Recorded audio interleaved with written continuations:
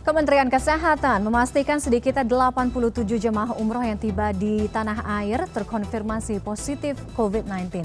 Apakah dengan adanya temuan ini ada indikasi keberangkatan ibadah umroh diberhentikan sementara sampai keadaan relatif aman atau tetap maju jalan? Kami bahas bersama Hilman Latif, Dirjen Penyelenggaraan Haji dan Umroh Kementerian Agama Republik Indonesia. Assalamualaikum, selamat malam Pak Hilman. Selamat malam.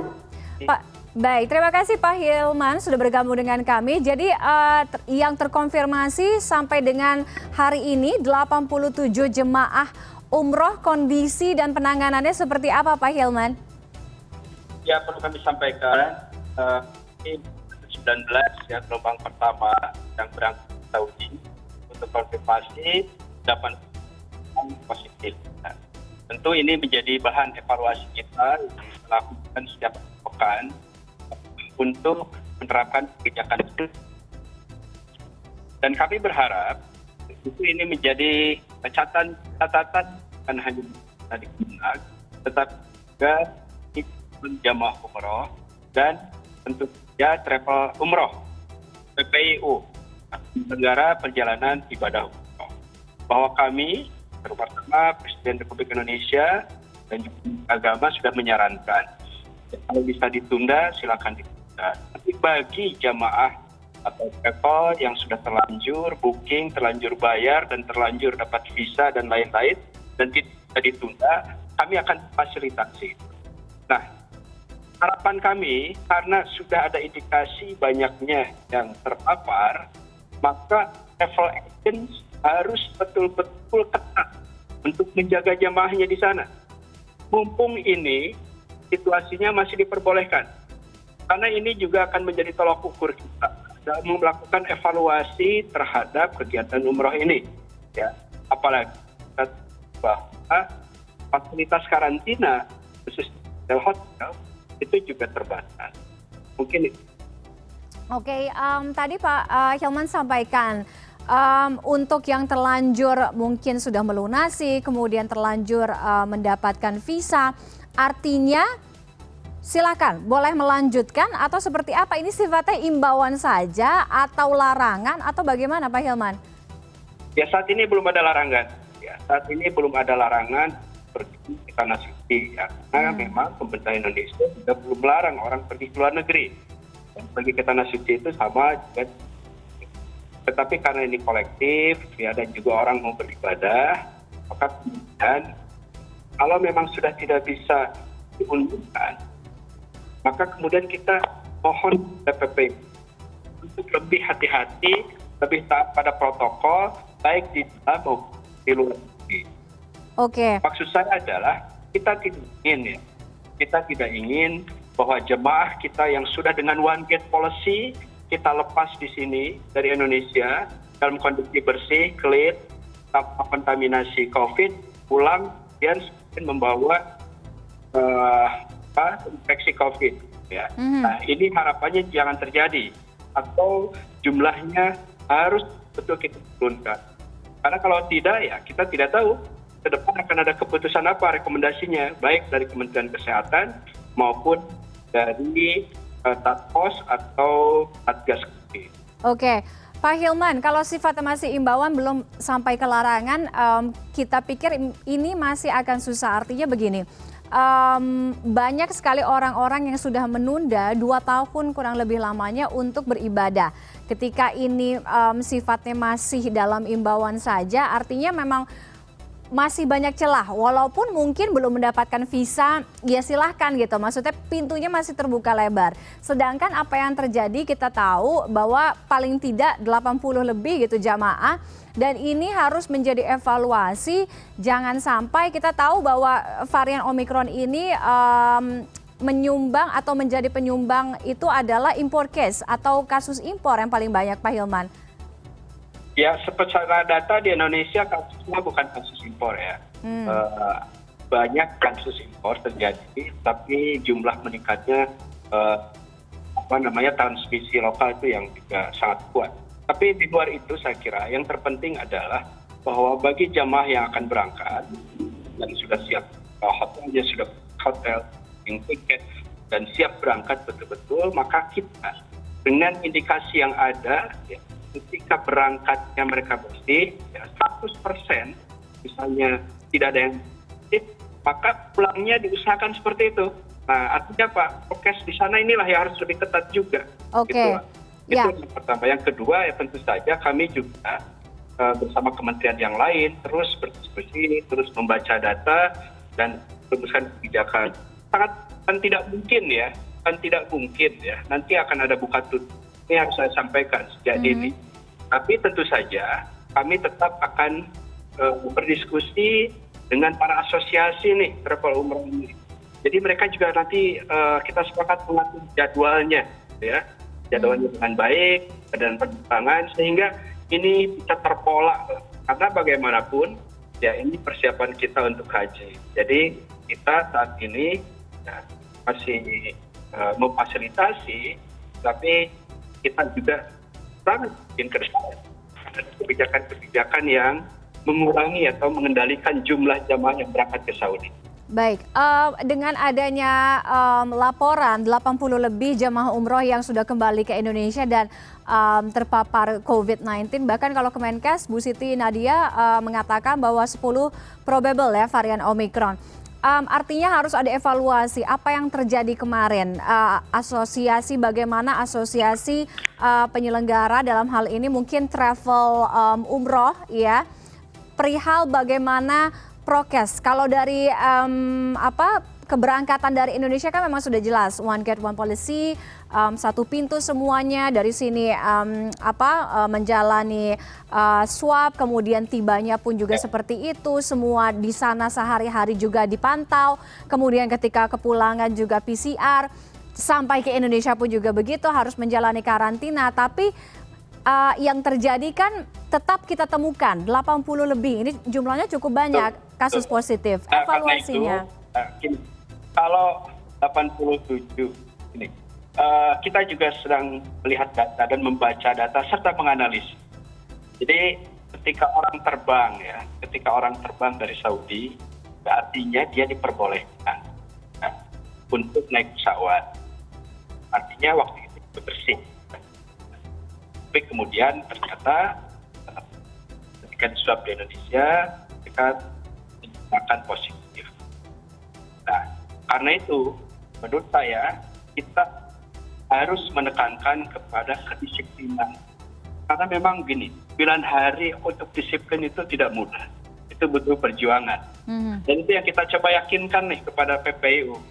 Biasanya 1, 2, 3 hari cukup disiplin gitu ya, tetapi dalam kondisi-kondisi tertentu mereka juga relax gitu ya. Nah, ini ada ruang-ruang yang masih harus kita baca agar bagaimana mereka itu juga bisa menghindari paparan dari COVID Omicron ini.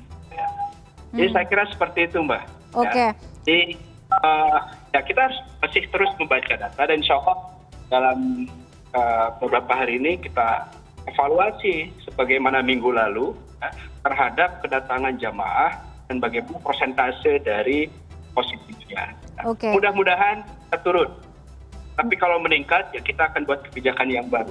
Oke, artinya berkaca dari evaluasi tadi yang Pak Hilman sampaikan, memang melihat ada celah ruang dalam hal ini pengawasan ya menjadi faktor utama. Pengawasan saya katakan pengawasan ketika tiba di Arab Saudi sampai dengan keseharian menjalani ibadah umroh itu yang menjadi celah paling banyak. Mengapa akhirnya kemudian ketika sampai atau tiba di Indonesia muncul 87 kasus ini? Ya mungkin juga pada saat pulang gitu ya. Kan kalau misalnya waktu di sana begitu sehari sebelumnya mereka harus diswab, ternyata layak terbang, bersih, negatif, berarti somewhere else ya, kenanya di sebelah mana gitu. Nah ini kan yang harus kita tetap telaah.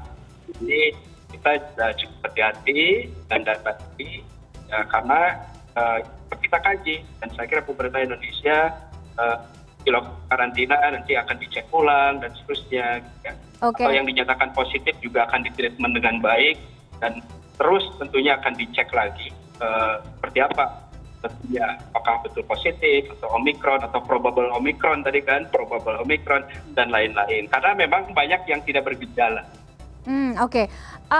Pak Hilman, kalau saya tidak salah, koreksi kalau saya salah, di akhir Desember ada tim advance mitigasi yang juga pergi ke Arab Saudi ya kan sebelum memberangkatkan kloter perdana di bulan Januari kemarin.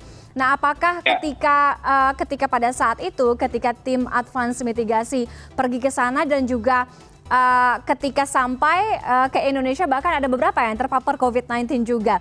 Memang hal ini sudah dilihat oleh tim advance mitigasi ini, celah-celah atau ruang-ruang yang tadi Pak Hilman sampaikan, sehingga memang sebenarnya agak sedikit dipaksakan kalau Indonesia masih memberangkatkan jamaah. Ya, begini, untuk tim advance itu kembali ke Indonesia. Ya. Dan waktu tiba itu kan beberapa hari kemudian 3 orang atau 2 orang sampai 3 orang dinyatakan positif. Ya. Jadi sampai 11 orang itu di hari ke-7. Hari ke-6 ke-7 mereka siap untuk keluar, besoknya di swab lagi, ya dinyatakan positif. Jadi total 11. Jadi memang tidak semuanya langsung, Mbak. Jadi tidak semuanya langsung terdeteksi. Itu yang pertama. Yang kedua, pada saat evaluasi yang pertama secara komprehensif dan lain-lain, tim yang pertama kita berangkatkan itu kan masih di atas pesawat. Jadi kita belum dapat angka.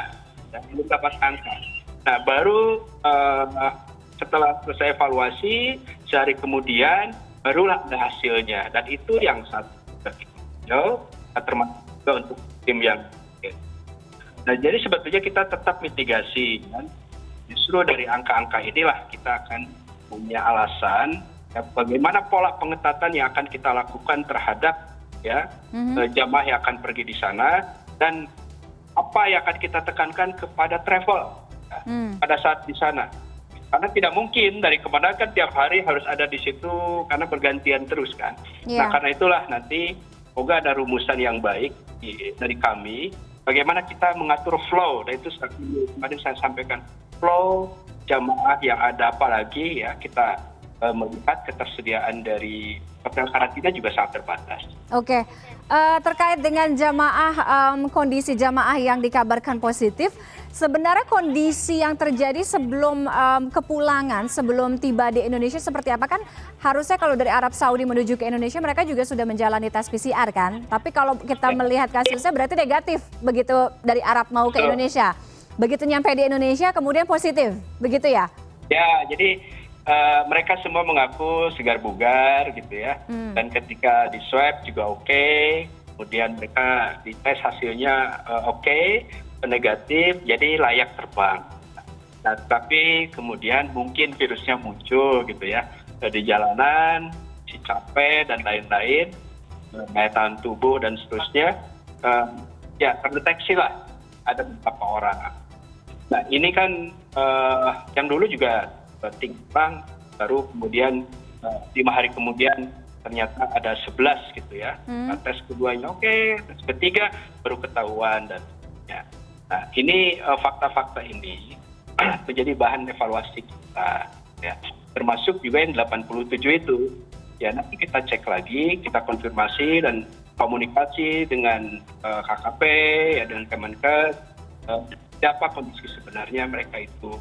Yang saat ini sebagian besar memang kondisinya tidak bergejala. Oke, sampai dengan hari ini berarti total berapa Pak Hilman? Total yang mana? Total jemaah yang positif? Untuk yang dari kemarin yang setelah 11, kemudian 87, dan terakhir dari 109 itu ada 10 orang positif. Jadi intinya 87 ditambah 11 ditambah 10 ya? Ya. Oke, ada sekitar 108 berarti, 108 kurang lebih yang positif COVID-19. Oke, terkait dengan penanganan keberangkatan selanjutnya, seperti apa nantinya Pak Hilman? Kemudian dalam keberangkatan yang paling dekat, ada berapa yang akan menuju ke Tanah Suci? Ya, nanti kita sampaikan ada beberapa kelompok yang sudah mendaftar. Kami meminta betul kepada travel agents untuk tetap terbuka berikan informasi dari awal, sehingga kami dari Kementerian Agama yang tugasnya untuk umroh ini memang melakukan pengawasan, itu juga bisa melakukan langkah-langkah preventif gitu ya. Iya. Nah ini insya Allah ada beberapa kelompok yang akan terbang dalam waktu dekat. Nah kita akan tekankan lagi nih, belajar dari yang sebelum-sebelumnya, ada indikasi ya berapa 20% misalnya terkena positif dinyatakan positif COVID.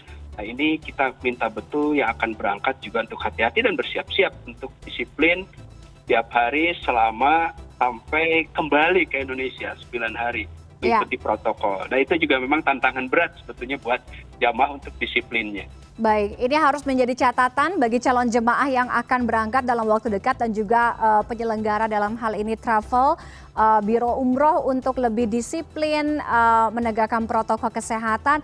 Mudah-mudahan ibadahnya berjalan aman, lancar, sehingga keinginan yang tertahan selama 2 tahun ini satu persatu lah ya, per kloter ini mulai bisa diberangkatkan sampai dengan nanti ibadah haji ya di tahun ini.